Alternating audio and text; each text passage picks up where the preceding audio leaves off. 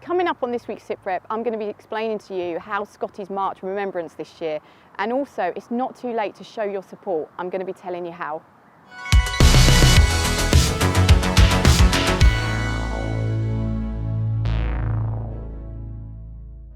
This Remembrance has obviously been very different, but it's no less important, and it means so much to so many people, particularly families who have lost someone. The 2020 Remembrance March at the Cenotaph in London understandably had to be scaled down. 30 organisations were chosen to represent the wider community, and I have to be honest that I was really upset that Scotty's wasn't selected. It's disappointing that we couldn't send someone to represent bereaved service children. Last year, Scotty's were privileged to attend the march with 18 bereaved forces children, and what an experience. Secretly, I was dreading it because I knew it would be emotional, but it was actually incredible. It was so inspiring and such a moving experience. I was completely filled with pride, and as we walked, the crowd clapped us and called out to us with words of support, and I actually found myself smiling at times. I just couldn't have been any prouder to be Lee's wife that day and walk alongside the Scotty members. I remember saying to a Scotty member, Bella, as I was holding her hand, "Look at all these people clapping because you're so brave and your daddy's a hero." It took me back to being in the car at Lee's funeral and saying exactly the same thing to my son Kai as people lined the streets to show their respect. I thank each and every member of the public who supported the children that day as they wore their black and yellow Scotty scarves with pride. It meant so much to them, and it helped a very difficult day become a really uplifting one. The scarves were actually to help us spot the kids in London easily because it was so busy, but they're now a huge part of representing Remembrance for us. They make the kids feel like a team, a family, and they help them to feel part of a very special community, the one that Scotty's is creating. I saw firsthand the emotional but the extremely positive effects taking part in that Remembrance parade had for those 18 Scotty members, and I really hope that we can take more members next year as it means so much to them. Despite not being in London this year, I had the great honour of laying the Scotty's Little Soldiers wreath on behalf of all our members in memory of their heroes at a private service here in King's Lynn. And I'm not afraid to admit that as I laid the wreath, I was overcome with emotion and I couldn't stop sobbing. I don't normally cry in public. I'm normally pretty strong, especially when the kids are with me. Of course, the tears flow, but I've learned over the years to hold it together pretty well. But this year, being all alone without friends or family by my side and not having any other Scotty families around me, I couldn't actually control it. I felt really alone, and the memories of Lee came flooding back as I listened to the service. It is so important that we stop and take just 2 minutes out of our really busy lives to remember all those who have lost their lives for our country. They've served our country and paid the ultimate sacrifice, so we should never ever forget them.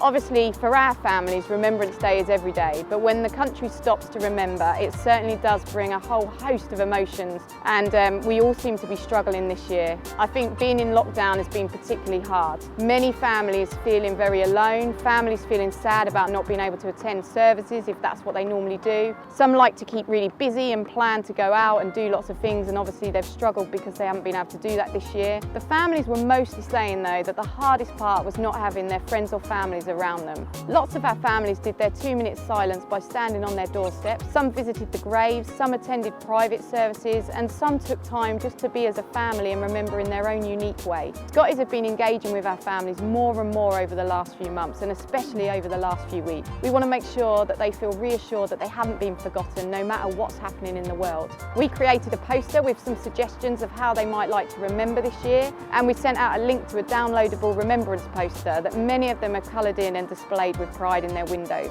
We sent a gift voucher to every member, as we always do at this time of year, but rather than a restaurant voucher, we sent a voucher that could be used in various places and online, so even lockdown can't stop our members having a treat this year.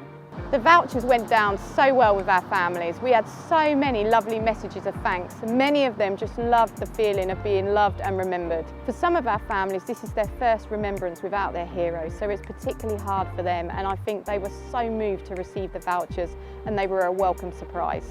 At Scotty's, whenever a Scotty member does something for the charity, I feel incredibly proud of them because I just think it's so special and inspiring when a child or a young person who's been through so much pain and is still coping with their grief wants to give back. It shows just how much the charity means to them. Whether they fundraise or send photos to social media or help to raise awareness, it really does mean so much to us at Scotty's. And this Remembrance Day, Brooke, my daughter, has gone above and beyond to support Scotty's, so I wanted to say a very personal and very public thank you to her, as I know she watches our SITREPs. Brooke backed the Mirrors campaign, asking for the public to take part in the doorstep silence, and I couldn't have been prouder of her. She's always wanted to give back and help others, and whenever an opportunity comes up, we asked Brooke if she'd like to be involved. It's very much her choice, and it is stressed to her very strongly that there's no pressure on her to do anything. But she just amazes me and the team because she's so mature and inspiring.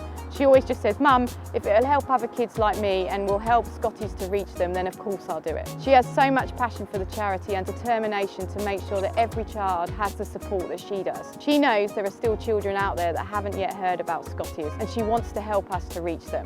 Because Brooke was back in the Mirror campaign, she was also asked to be interviewed on Good Morning Britain. But again, as always, she came into her own and got her points across that she wanted to raise. Piers Morgan and Susanna Reid were lovely with her, and we were so honoured to be on there with Virginia Lewis-Jones and Simon Weston. Brooke was also interviewed on Times Radio.